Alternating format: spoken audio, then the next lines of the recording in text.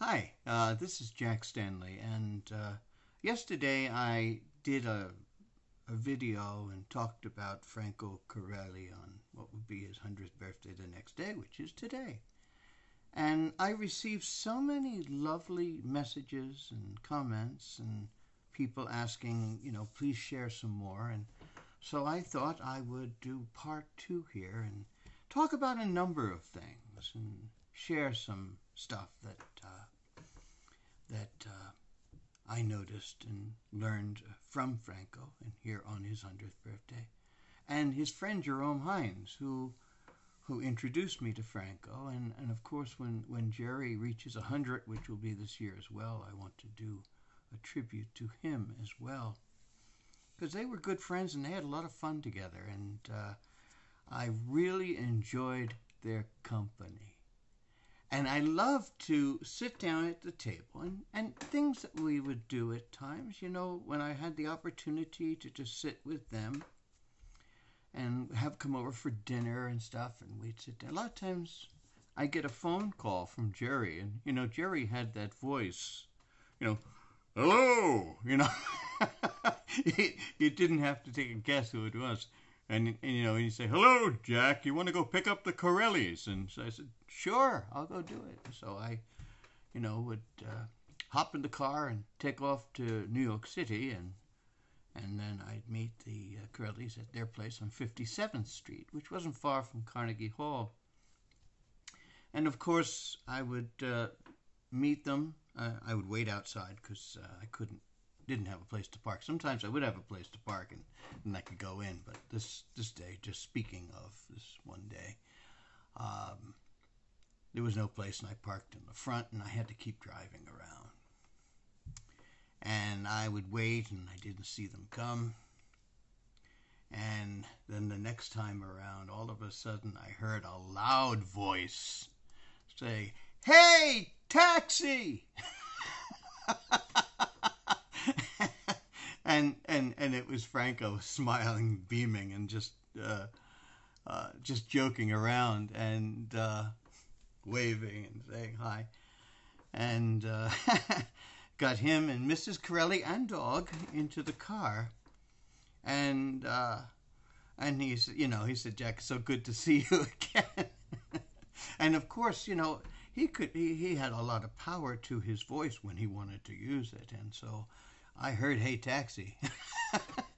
And so got in, and we sat there and started chit-chatting, and Mrs. Corelli came in with the dog, which had bows in its hair, and it was always interesting when we would drive. She would sit in the front seat next to me and make sure everything was done properly. It's the way it seemed to be. Meanwhile, she'd be doing the dog's hair and its bows and whatever. And I'd hear her say, "Franco, does he know where he's going? Franco, does he know where to go?" Over and over again. It was kind of interesting to hear it. And Franco says, "Yes, Jack is the king of New Jersey. He knows exactly where he's going." And then they would argue back and forth a little bit. And so we would sit down and have chats and sit in the traffic, which a lot of times was a lot of traffic trying to get out of the city. And Franco never spoke English so perfectly. It was a challenge for him. And so what he would do a lot of times, it's interesting, is we would sit there in the traffic, and each storefront we went by, he would read out loud in English, and just to help him out a little bit. And finally we got through. I think we went through, where did we go through? The Lincoln Tunnel, I guess. And we got onto the highway. It might have been the Holland Tunnel. Actually, it was the Holland Tunnel, come to think of it. And we got through into New Jersey, and then, we got through, and Franco said, "Hooray! We are in New Jersey with the king of New Jersey, Jack." And he said, "How clean the road." And I sat there for a minute. I'm trying to figure out the road's clean. I realized what he meant, there was no traffic. And so on we went. And along the way, we picked up stuff at the store to bring to the Hineses and for Lucia, because she had Lou Gehrig's disease, and so We'd always bring up flowers and stuff like that. And we brought them to the house, and then we'd sit there, and I would bring some records, and Franco would sit there and say, "What did you bring? Who did you bring?" And I said, "I brought some Tetrazzini," and he'd be like, "Yay!" And I brought some Caruso, and I brought Schumann, Heinck, and Homer, and whoever the singer was, and I brought a couple of different tenors, and he said, "I'd like to hear." So we got to the house, and we set everything up. Now, the interesting thing about old records, which is kind of fun, is that the old records, like this, were one-sided. So what I did, I always took a china clay pencil, and I would write all the information and the comments, that Franco or Jerry would make about the singer. This is a recording of Tomagno, the tenor who created the role of Otello and picked by Verdi. And Hines and Corelli thought this was a magnificent performance, as they said here, and great singing. Corelli said, "A very focused tone." Hines said, "A remarkable singer." And they both truly enjoyed this recording. I don't know, and I never asked Franco whether he sang Otello. He might have. I don't know if he ever did. That would be an interesting thing to hear. But he was quite fascinated with this voice. Now, Tomagno died in 1905, so it's a very early recording, but it was very good. And the interesting thing is that his favorite, and as I mentioned before, he loved to hear Tetrazzini. He couldn't get enough of her. And I said, "I'll make a recording for you." I'd make a tape recording of some of her records. And so I did that. Next time we met, I handed him a cassette tape, and we were sitting there chit-chatting. And I got a phone call like 3 days later. I picked up the phone, and I hear, "Grazie, grazie, grazie, grazie." He was so happy about it. He said, "I'm wearing the tape out. I love Tetrazzini and love her voice." So that was kind of a fun thing. And of course, I spoke before, I kept a journal of all the stuff, and I found it with all my notes and tons of stuff I wrote down, which I wanted to sit down and write some of the stuff that went on. And there was a lot of funny things that happened. And, Franco, when he could relax, he could be a very tense person. He'd get nervous very easily, and he just loved to relax and be able to laugh and joke, and he loved to joke around, and we had a lot of fun that way. We'd tell stories and laugh and sit around the table and sing, which was fun. Now, one of the fun stories that probably a lot of people know about is the story about the shoes, about the heels, between Jerome Hines and Franco Corelli. And so while they were both sitting at the table with me, I asked about that. And so I got the story straight from the horse's mouth, and I wanted to share the story with you.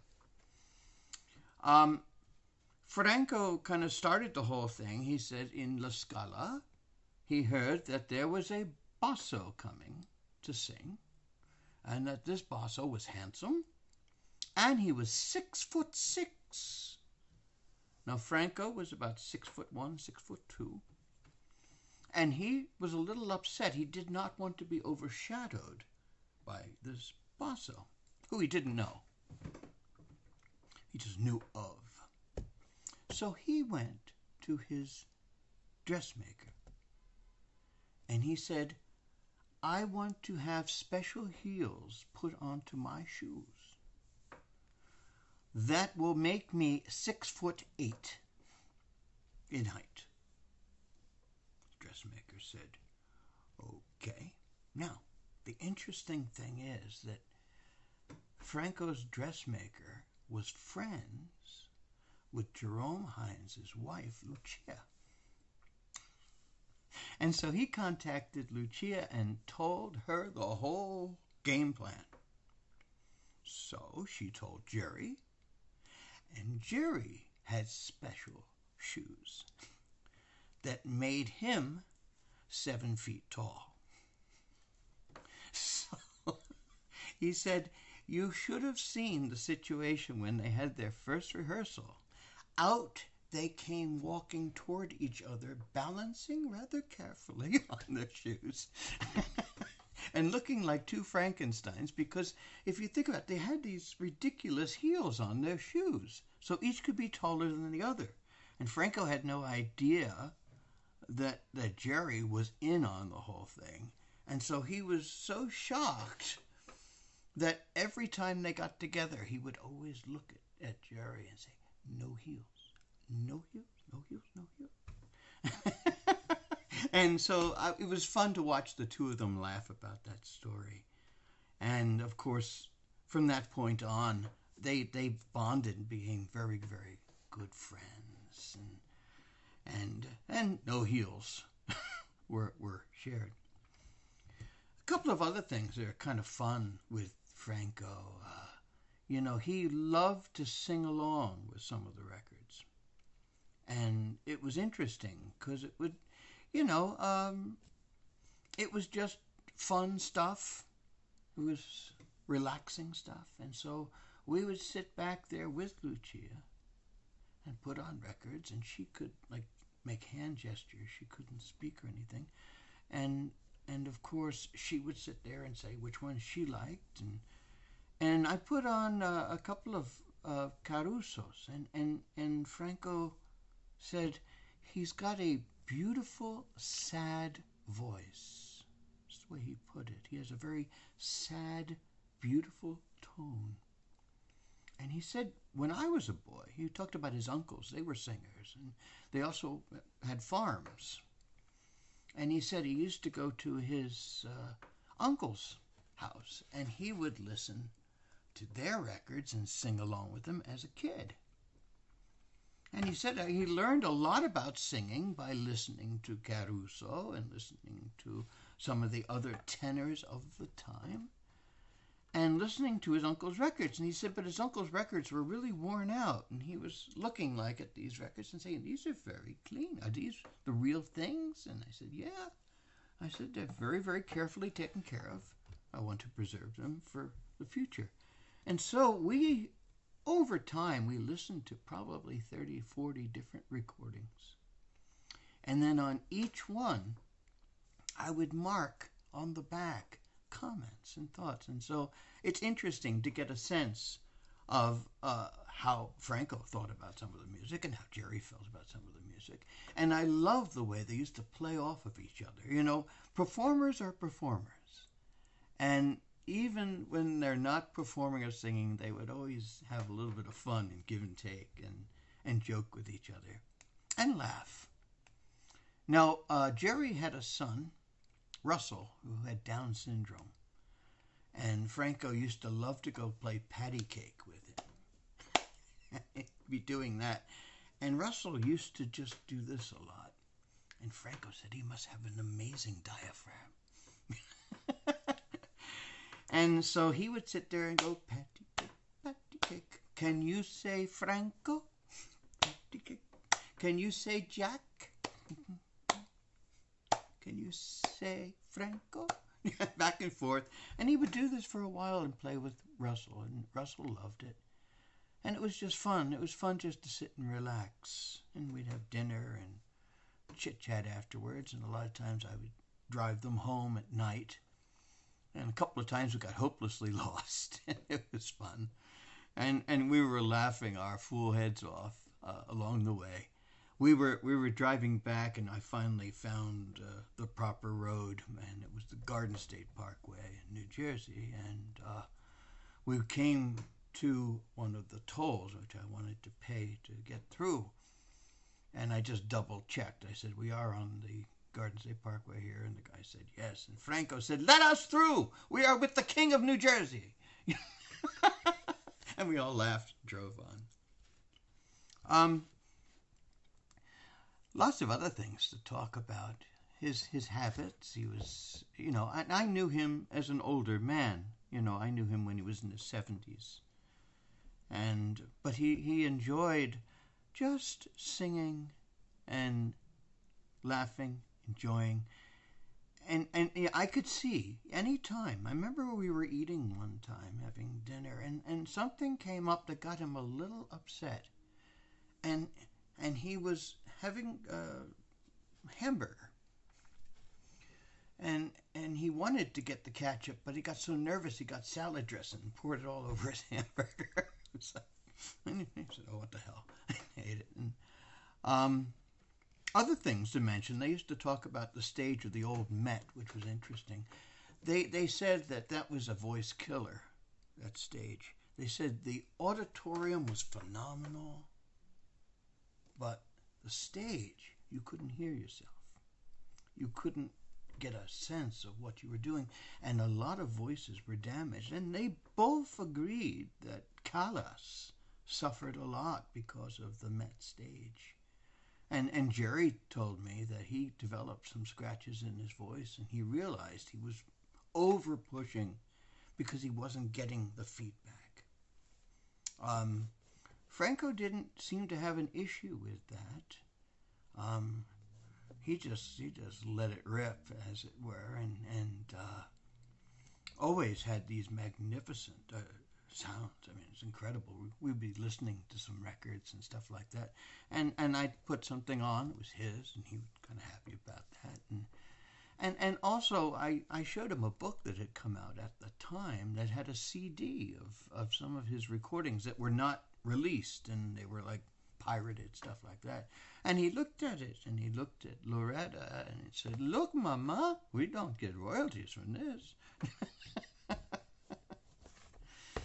A few other things to mention, and I'll get off here. But one of the things that Franco was very, very nice. He was a very relaxed, easygoing, funny person, and just a warm, friendly man. And we had so many wonderful talks on the phone. He would give me a call and just chat about stuff and talk about things.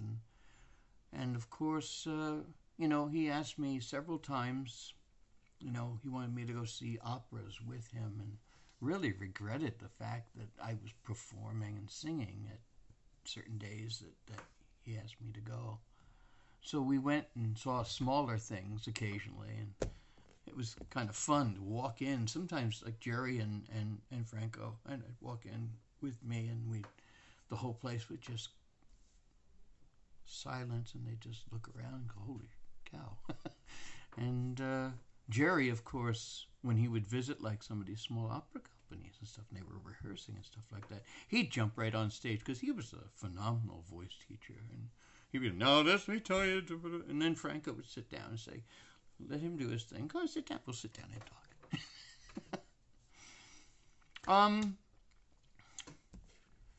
I'm trying to think of so many things, and there are so many things I want to say about him on his 100th birthday.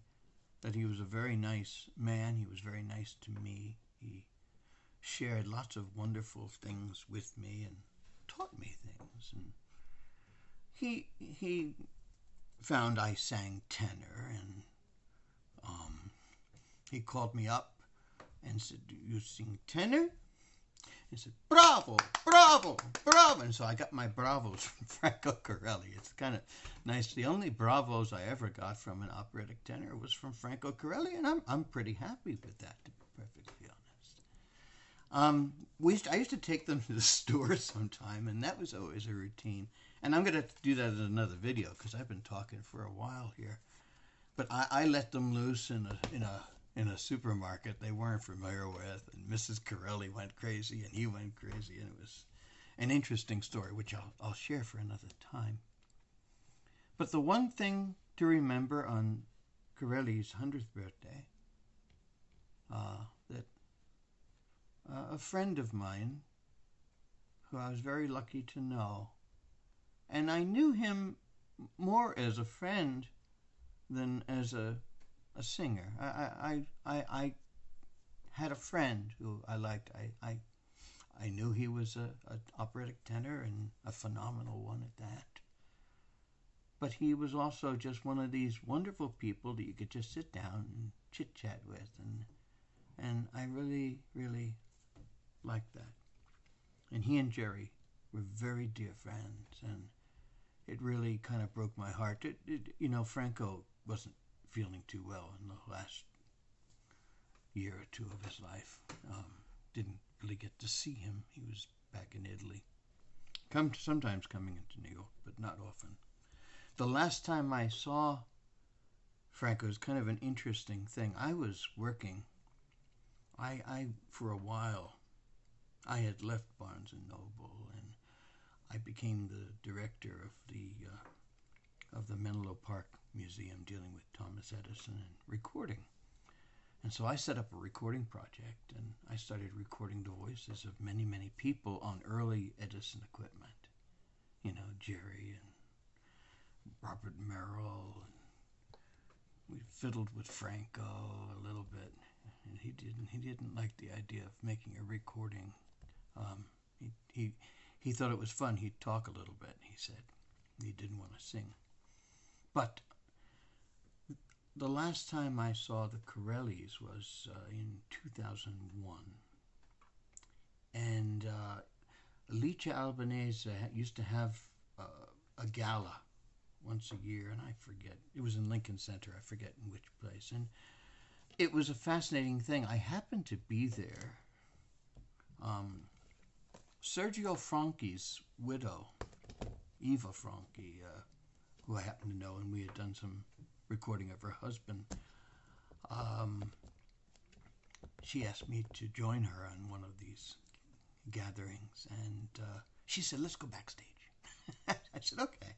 And so I went backstage, and we went back and we ran into Tony Randall, who I had recorded, and I said, "Hi, Tony." We started all talking and started walking. I ran into Robert Merrill. We said, "Hi, how you doing?" We started walking.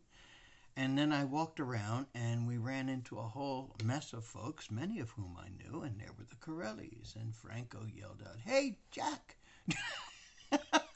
and came over and embraced me, and Mrs. Corelli gave me a hug,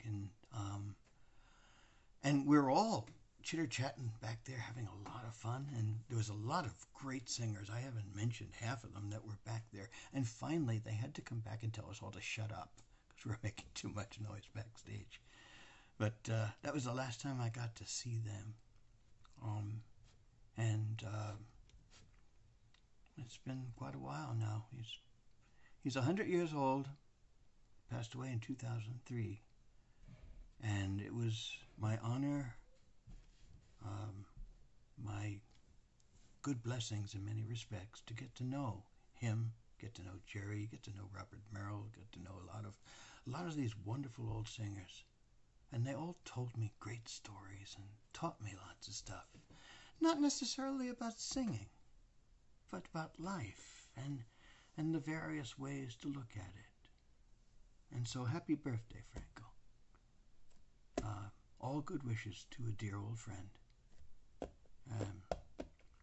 And you are and will always be very missed.